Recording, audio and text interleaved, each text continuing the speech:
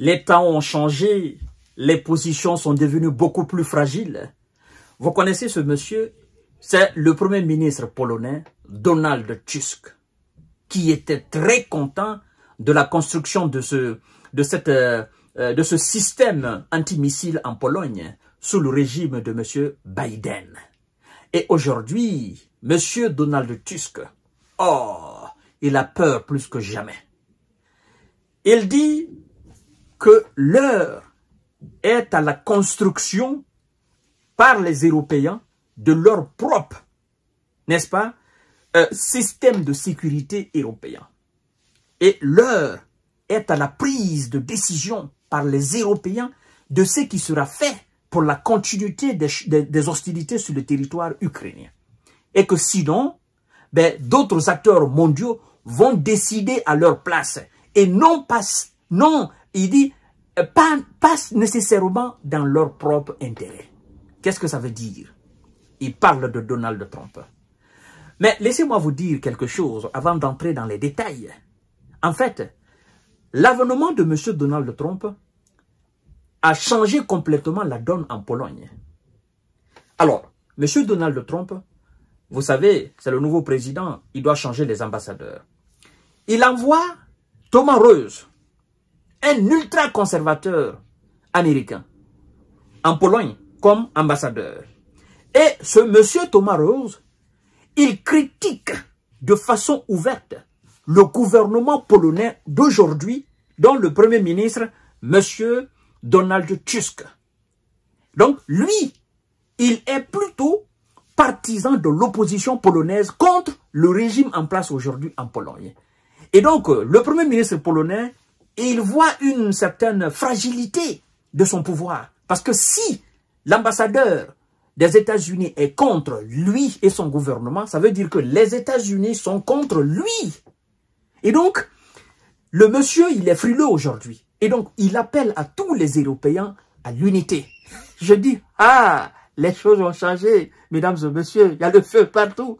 Donald Trump est en train de faire du mal à ses propres alliés. Est-ce qu'on peut appeler d'ailleurs ses alliés? Ce sont des alignés. Ah oui! Écoutez ce qui se passe, c'est que lui-même, il vient de dire. Trump, il est en train de faire du mal aux Européens. Mais c'est bien fait aussi pour les Européens. Ça leur pousse à prendre leurs États au sérieux. Ça leur pousse à investir davantage dans leur propre sécurité. Ça leur pousse à se départir des États-Unis d'Amérique.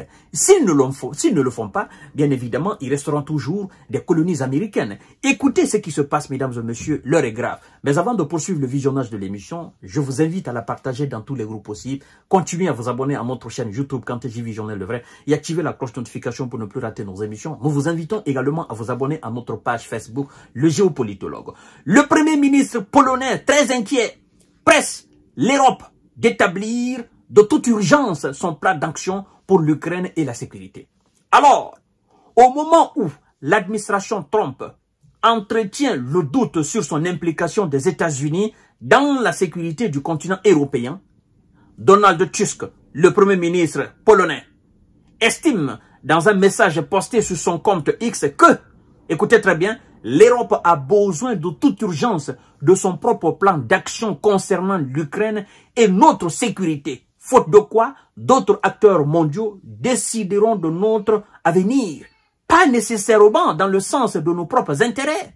Ce plan doit être préparé dès maintenant. Il n'y a pas de temps à perdre. On doit préparer ce plan rapidement, pour ne pas que M. Donald Trump et M. Vladimir Poutine décident de notre place. Mesdames et messieurs et mesdemoiselles, ce que je disais tout à l'heure par rapport à ce premier ministre, on vous informe que Donald Trump a nommé un ambassadeur ultra-conservateur qui critique le gouvernement polonais. Thomas Rose, le nouvel ambassadeur américain à Varsovie, est un sympathisant déclaré du parti Droit et Justice. Mesdames et messieurs et mesdemoiselles, le futur diplomate fait l'éloge de l'opposition nationaliste polonais. Donald Trump a nommé cet ambassadeur des États-Unis à Varsovie, n'est-ce pas, un auteur de podcast ultra-conservateur qui a critiqué le gouvernement de centre droit du Premier ministre Donald Tusk en pouvoir à Varsovie. Cette décision a été saluée vendredi par un porte-parole de l'opposition. Thomas Rose prendra ses fonctions alors que Varsovie guette le début de négociations très attendues devant mettre fin, n'est-ce pas, la situation en Ukraine. Parce que dorénavant, monsieur Donald Trump, monsieur Biden qui était là pour le faire plaisir, ce dernier n'est plus là. Et donc, il voit très mal comment s'opposer à monsieur Donald Trump. Donc, mesdames et messieurs, l'heure est à la vérité. Tous ceux qui faisaient l'éloge de monsieur Biden ne peuvent plus le faire. Parce que c'est la réalité, le réalisme. Monsieur Donald Trump est venu à la tête des États-Unis d'Amérique. Et donc, la question qu'il faille se poser au niveau du Premier ministre polonais qui est monsieur Donald Tusk, qui disait d'ailleurs que la défaite de l'Ukraine serait la défaite de la Pologne, mais aussi la défaite de l'Europe et la défaite des États-Unis d'Amérique. À l'époque, j'ai dit, la défaite de l'Ukraine, c'est la défaite de l'Ukraine. Ça n'a rien à voir avec l'Europe, encore moins les États-Unis. Ça se passe en Ukraine. Monsieur Vladimir Poutine n'a pas attaqué la Pologne, encore moins la France ou la Grande-Bretagne ou l'Allemagne. Il n'a pas attaqué les États-Unis d'Amérique. Non, ce sont les Américains qui ont voulu attaquer monsieur Vladimir Poutine à travers l'Ukraine. Et donc, ce dernier a lancé son opération spéciale et tout ce qui se fait en termes de G, ça se passe en Ukraine.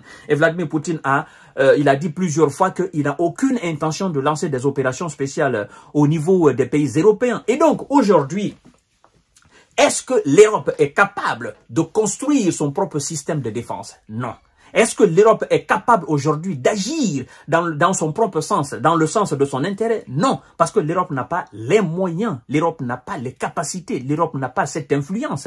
L'Europe ne peut pas s'opposer aujourd'hui à la décision américaine, parce que la défense européenne elle-même, elle est assurée par les Américains. Alors comment voulez-vous que l'Europe prenne une décision radicale, n'est-ce pas, contraire à ce que les Américains sont en train de prendre? L'Europe ne peut pas. Quelqu'un qui te nourrit, quelqu'un qui te défend, n'est-ce pas? Quelqu'un qui s'occupe de ta protection, comment tu peux aller à l'encontre des décisions de ce dernier? L'Europe n'a pas.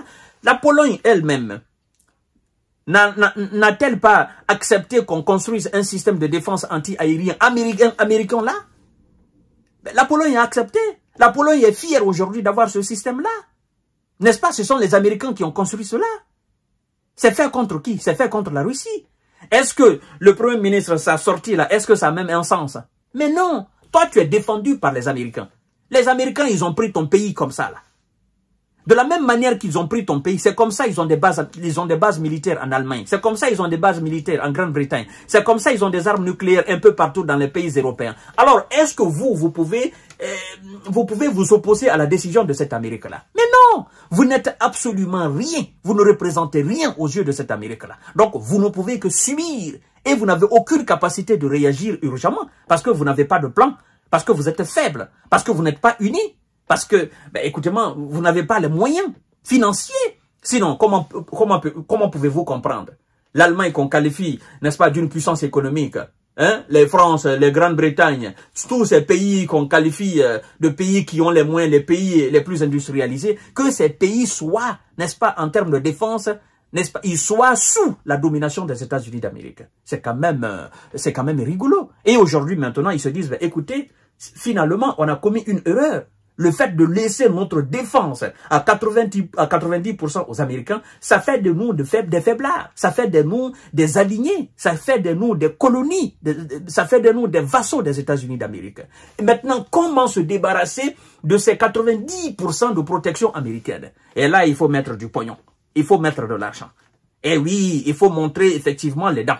Mais ils ne peuvent pas le faire parce qu'ils n'ont pas les moyens, mesdames et messieurs. Donc, monsieur le Premier ministre polonais, prenez tout simplement votre mal en patience. Hein. Monsieur Vladimir Poutine et monsieur Donald Trump vont décider de votre place. Et cette décision, ça sera pour l'intérêt des États-Unis d'Amérique et les intérêts de la Russie. Parce que vous êtes des accompagnateurs, des compléments d'objets effectivement indirects. Je ne vous dirai même pas des compléments d'objets directs. Voilà, mesdames et messieurs, ce qui se passe dans ce dossier qui est devenu rocambolesque et qui devient de plus en plus ingérable pour les Européens parce qu'ils voient leur humiliation totale là-dedans devant le monde entier. Je vous reviens tout à l'heure pour notre série d'informations décortiquages. Merci.